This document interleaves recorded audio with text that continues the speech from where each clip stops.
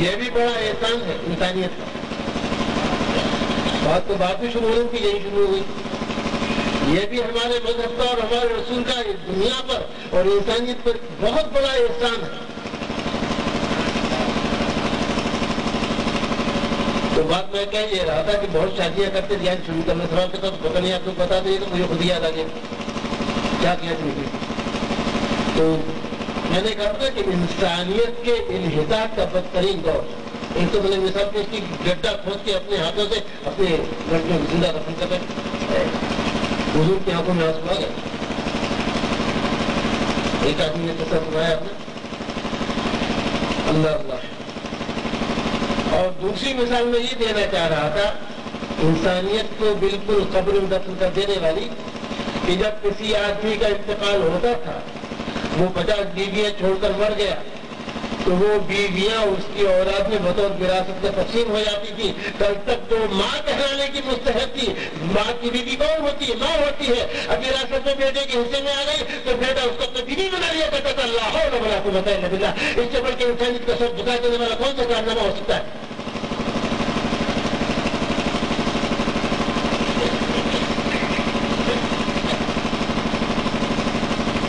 اللہ اللہ. اور پھر یہ بھی انسانیت کے ماتھے پر ایک کلنک کا ٹیکا تھا بڑا زبردست کہ اپنے ہی جیسے انسانوں کو جو تمہاری طرح 2 ہاتھ رکھتے ہیں، 2 پاؤں رکھتے ہیں، منہ رکھتے ہیں، کان رکھتے ہیں، ناک رکھتے ہیں، جسم رکھتے ہیں، جان رکھتے ہیں، ارمان بھی رکھتے ہیں دل کے اندر، مگر نہیں ان کو انسانوں کے درجے سے گرا کر جانوروں کو گلان میں کھڑا کر دیا گیا اور جانوروں کی طرح ان کے خریدوں کو. جیسے کسی نے گھوڑا خریدا یا اونٹ خریدا، اسی طرح غلاموں کے خریدا اور غلاموں سے وہی کام لیا جاتا تھا جو جانوروں سے لیا جاتا ہے، اور وہی ان کا خیال کیا جاتا تھا جانوروں کا کیا جاتا ہے.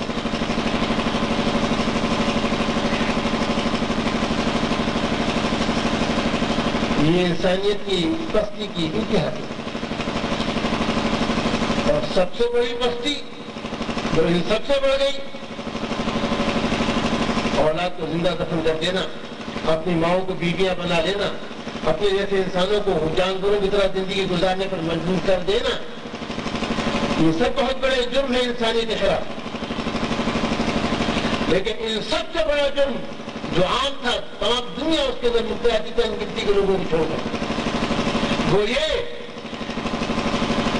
کہ جس اللہ نے تم کو پیدا کیا، تم کو اپنی خلافت کا اعزاز دیا، تمہارے سر پر کرامت کا تاج رکھا، اور انسان نے اسی کی عبادت کو چھوڑ دی. انسانیت کی اس سے زیادہ قہر مذہب میں گری ہوئی کوئی تصویر ہو سکتی ہے کہ جس نے ہم کو پیدا کیا اس کو تو بنا دیا اور اپنے ہاتھ سے پتھر بنا کے گزرے. یعنی انسان اپنے آپ کو پتھروں سے بھی ذلیل سمجھ رہا تھا. اللہ نے احسن تقویم پتھر کو نہیں کہا، انسان کو کہا ہے. اللہ نے فراج خلیفہ پتھر کو نہیں کہا ہے، انسان کو کہا ہے. عبادت کرم نہ بنی آدم پتھر کو نہیں کہا ہے، انسان کو کہا ہے. یہ ساری کرامت اور ساری خلافت اور ساری بزرگی چھوڑ کر انسان نے اپنے کو اتنا ذلیل کر لیا تھا کہ پتھروں کے آگے سمجھا رہا. اس سے بڑھ کے پستی کون سی ہو سکتی ہے؟ لیکن یہ ہمارے آقا صلی اللہ تعالی علیہ وسلم کا تمام انسانیت پر احسان عظیم ہے کہ انہوں نے ان گڈھوں سے، ان ذلت کی گڈھوں سے، ان قہر مذلت کی گڈھوں سے، ان ذلت کے غاروں سے نکال کر انسان کو پھر اپنے مقام پر لا کر کھڑا کر دیا.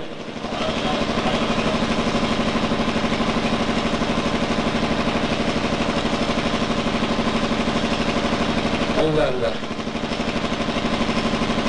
بچیوں کو دفن کرنے کا جہاں تک سوال ہے،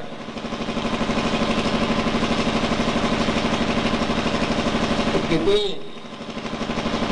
مزے کی بات ہے.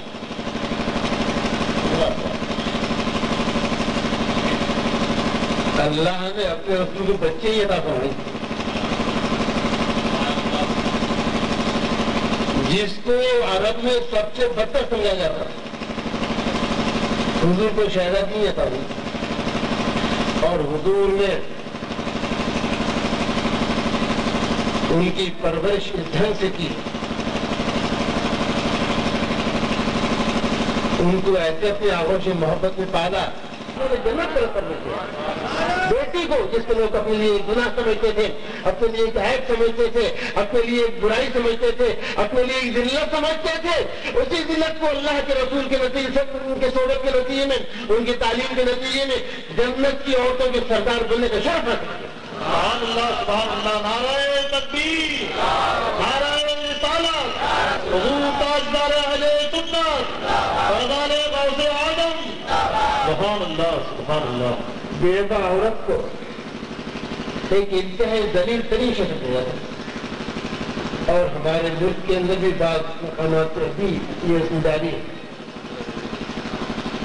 یہاں تک تھا کہ شوہر کے مرنے کے بعد بیوی کو زندہ کر کر دیا جاتا تھا۔ ابھی تک یہ واقعہ دقت ہو جاتے ہیں، آپ خبر پڑھنے والے جانتے ہیں۔ بیواؤں کا کوئی مقام تھا ہی نہیں۔ علیہ وسلم نے انسانیت فاطمہ کیا کہتی تھی، اور ایک عورت وہ کیا کہتی تھی، عرب کا خوبصورت ترین نوجوان اور عرب کے اس قبیلے کا جشن و چراغ جو قبیلہ اپنے برابر کسی کو نہیں سکتا، سب سے اونچے قبیلے کا جشن و چراغ اور سب سے خوبصورت نوجوان اور عادات اور اخلاق اور لیکن میرے رسول صلی اللہ تعالیٰ علیہ وسلم اور ان کے بھائی کا بھی ہے، ان کی بھی عورتیں بھی ہوئے، حضرت عبداللہ، انہوں نے عین عالم جوانی میں عرب کا خوبصورت ترین انسان، عرب کے سب سے اونچے قبیلے کا جشن چراغ ہونے کے بعد جب نکاح کا ارادہ فرمایا، کسی نوجوان لڑکی جو منتظر بیٹھی تھی ان کو نگاہ اٹھا کر بھی نہیں، بلکہ اپنے سے 15 سال زیادہ عمر والی، حضور کی عمر 25 سال کی تھی اور ان کی عمر 40 سال تھی، اور وہ 2 دفعہ کی بیوہ تھی، یا 1 دفعہ کی بیوہ تھی بہرحال۔ تب لوگ حیرت میں پڑ گئے، بیوہ سے بعض لوگ شادی تو کر لیتے تھے، بغیر شادی کرتے گھر میں رکھ دیا کرتے تھے، لیکن ایک عرب کے نوجوان کا، شریف النسب کا، شریف خاندان کے حسین ترین نوجوان کا یہ قدم کہ اپنے سے عمر میں برسوں بڑی بیوہ سے شادی کر لے، عرب میں انقلاب کی دستک تھی جس میں آگے چل کے عرب میں خیرت رکھی۔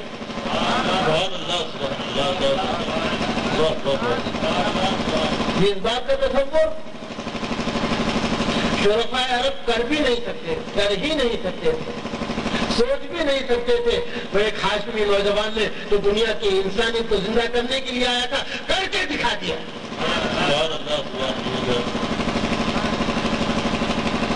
اور کرنے کے بعد یہ نہیں کہ جب تجھی بیوہ سے شادی نہیں کہ سب تو ان کو اسی طریقے سے جیسے بیواؤں کو رکھا جاتا ہے